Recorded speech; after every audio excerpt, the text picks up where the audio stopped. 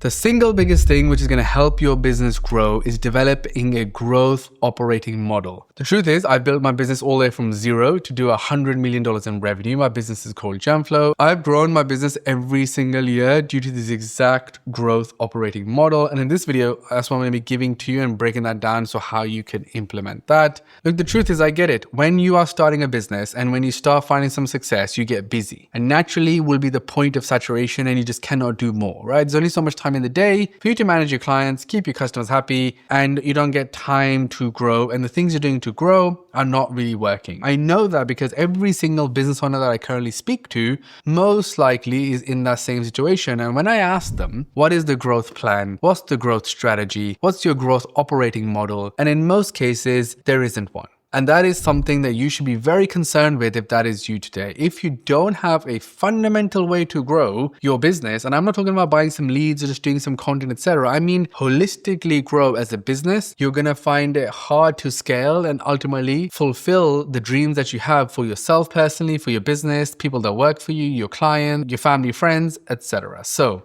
let's get into it. One of the most fundamental things to do as a business owner today is that growth is at all costs. So if you want to grow, the fundamental thing is that has to be at the cost of everything else. And let me explain. I don't mean like mental health cost or whatever. So don't get that wrong. I'm not saying don't go to see your family for the holidays. Don't like blah, blah, blah. No, I'm talking about in a business sense. So you rather lose one client if you're going to sign 3 more. And that will happen because you're choosing to do stuff to grow versus just doing the work that's needed to keep getting the money, right? Because that is what you're scared of today. The reason you're not doing stuff because you're afraid of losing money. You're afraid of not being able to pay bills. I get it. But growth at all costs. You have to be thinking, I need to grow always. Every year, I need to grow. And I have to be doing the things in order to grow. So growth is the first thing. Growth has to be everybody's problem, not just yours. So your whole company's problem. Every single person in your company should be involved in growth in some capacity. And I know that sounds completely like, what? Like, why? No.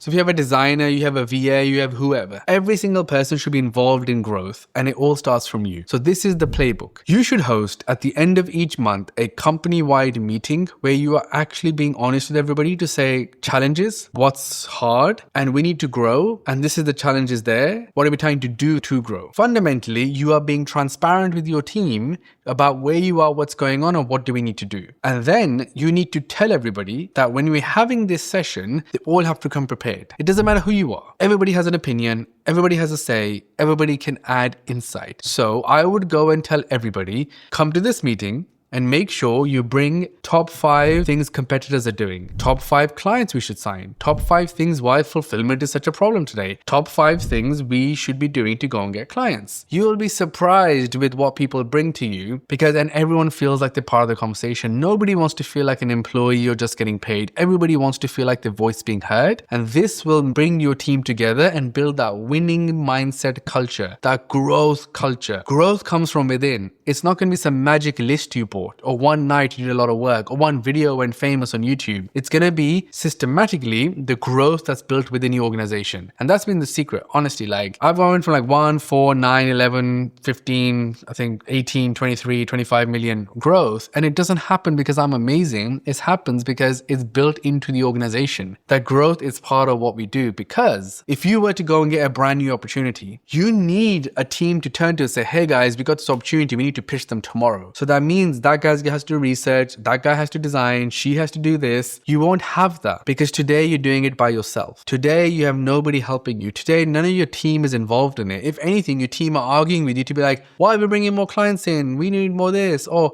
you know, we're doing this, and they'll be complaining to you because they're not part of it. Then the trick is for every single year, you should have clear goals anyway for your business. But let's just break them into monthly. So if you say to everyone, hey guys, we're trying to sign 5 more clients, we're trying to bring in more business, you just have to make those goals. Look guys, if we achieve this, then you're going to give them something extra. Pay everybody for real goals, which builds the business, because then they're on your side. They want to grow. Because one of the biggest reasons why nobody struggles to grow is because nobody in the team wants to grow because it doesn't affect them. Because what it means for them is, hey, I'm gonna have to do more work. No thanks. I'd rather just have 5 clients. I don't want 7 clients, right? I get it. But if you don't remunerate them accordingly, it won't happen. So getting back to it, growth operating model. every single month, have a meeting where everybody brings stuff to it. It's an open meeting and you actually agree a plan. Then I would recommend having daily stand-ups, even if it's 15 minutes, where you are checking in on growth. So be like, guys, where are we? Got this many people in the funnel, this many people in the pipeline. We've picked this many people, this many no-shows, this much this. And then you can start to create extra sessions. We call them working sessions. Because if it's clear that your show-up rates are a problem, add another 2-hour call where you're going to sit and develop the strategy to actually improve that. Guys, we need to sell better email sequences. Guys, we need to do automated WhatsApp messages. Guys, blah, blah, blah, blah, blah, right? Because then you are solving that stuff together. Because, in one time you might get a lot of traffic, but you didn't get enough calls, or you're doing a lot of calls, but not enough clients. You got to see where the problem is.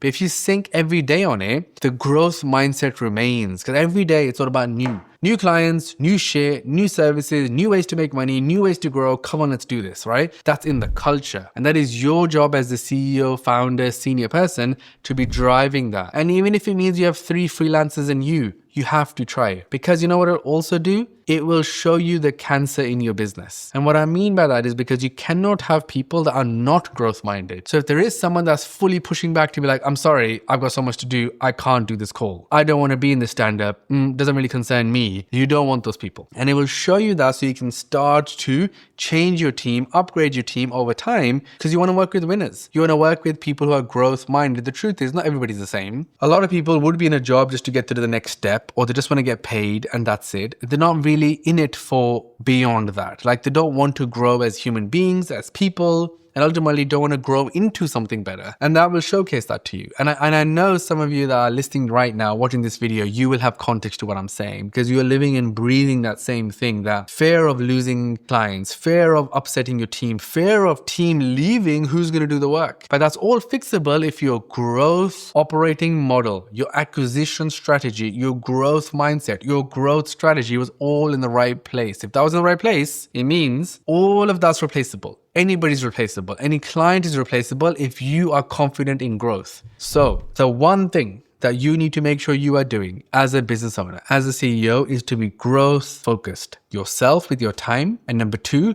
the company must have growth built in it. Do meetings, do stand-ups, be open, be transparent, and grow together.